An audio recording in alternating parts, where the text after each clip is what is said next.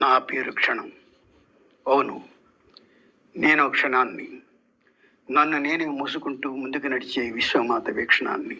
ఉదయ సూర్యుని కిరణాన్ని పట్టుకుని శూన్యం నుంచి శబ్దంలోకి, మంచు స్పర్శ నుంచి మృత్యు శయ్యలోకి, శిఖరాగ్రాల శీతల స్వర్గం నుంచి ఎడారి అగాధపు చలి బాహువుల్లోకి, సరస్సు స్నానాలలో నుంచి సముద్ర గర్భంలోకి, నూనెలో వృత్తి ఇవ్వడే ఉల్లిలా, కన్నీళ్ల చన్నీళ్ల స్నానమాడించే తెల్లిలా, చెంగు చెంగున ఉరకలు వేసే కడలి పిల్లల, శుభగడియల అన్వేషణలో ముత్యాల కోసం మహాత్మంలోకి దిగినట్టు, పడుతూ లేస్తూ నిద్రపోతున్న పసిపాప పెదవులపై మెరిసే చిరునవ్వుని నా ఉనికిగా మార్చుకుంటాను.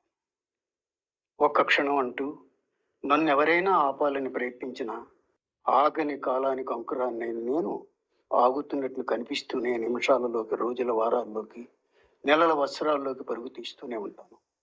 అందుకే నేను క్షణాన్ని. మా అమ్మ అదే కాలంకి ముద్దు బిడ్డని.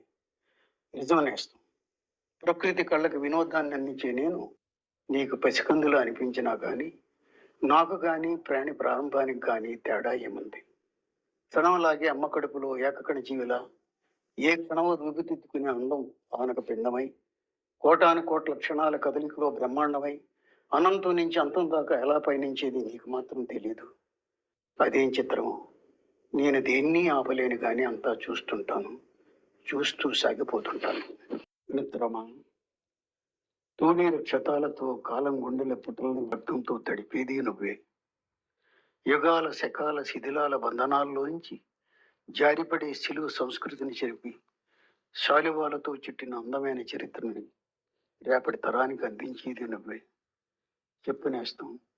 చిన్న గాయానికి నేలపడ్డ పవనంలా నీ ముందు నిలబడ్డ ఈ క్షణంకి నీ లాలిత్యపు కళతో నీవు ప్రాణం పోస్తావా?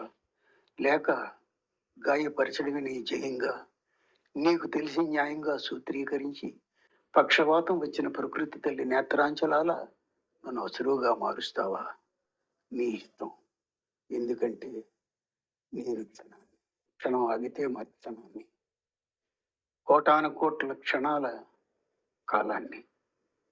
ఎన్ని సత్యాలను తెలుసుకున్నా ఇంకా మండే పిపాసల, చూపుల ఊహకు అందని సూక్ష్మల, ఎగరని తరంగముల, ముడుచుకున్న విహంగముల, మందహాసముల, మహాస్త్రముల, కవచముల, ప్రవచనముల, బిందువుల, సింధువుల, ఇన్నేళ్ల శూన్య సామ్రాజ్యం అయినా కానీ నా యవ్వనపు స్పందనల్ని నీరవంలో నిక్షిప్తం చేసి నిశీది ప్రకాశంలా మారగలను.